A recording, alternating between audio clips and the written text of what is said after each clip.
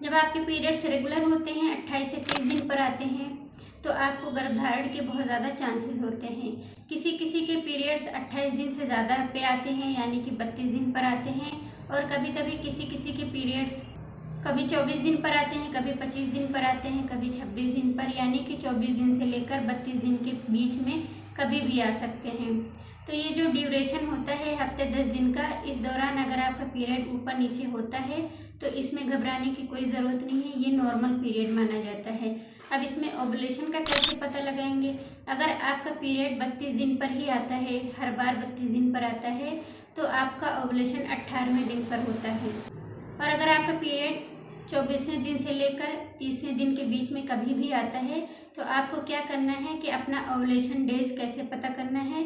14 दिन पर आपका ओवुलेशन होता है, यानी कि आपको 13वें दिन से लेकर 18वें दिन के बीच में अंडे को शुक्राणु से मिलाना है। यानी कि आपका जब अंडा निकलता है तो उस दौरान शुक्राणु का मिलना बहुत ज़रूरी है। ऐसा आप करती हैं तो आपको 100% प्रेगनेंसी रुक सकती है।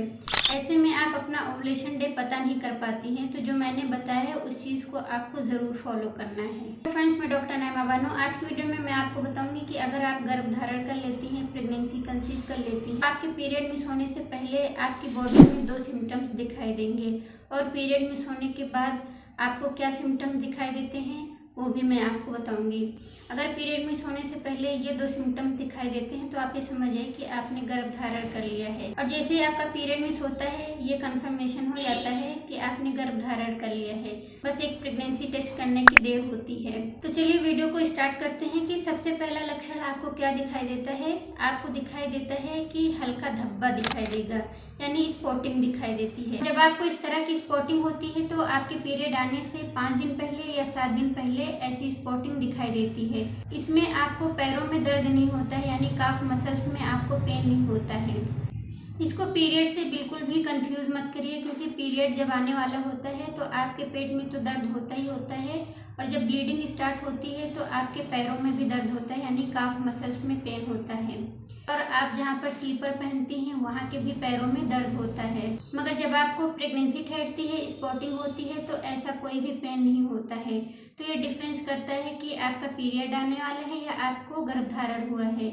अगर ऐसी स्पॉटिंग दिखाई देती है तो आप ये समझिए कि आपने गर्भधारण कर लिया है।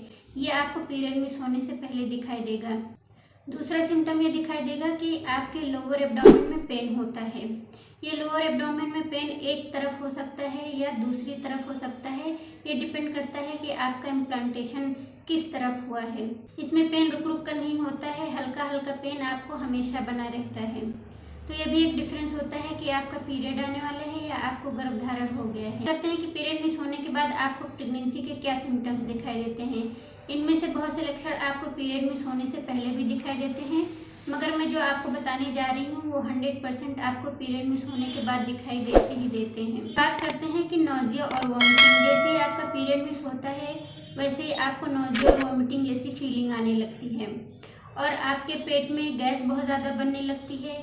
आपको कॉन्स्टिपेशन भी होने लगता है।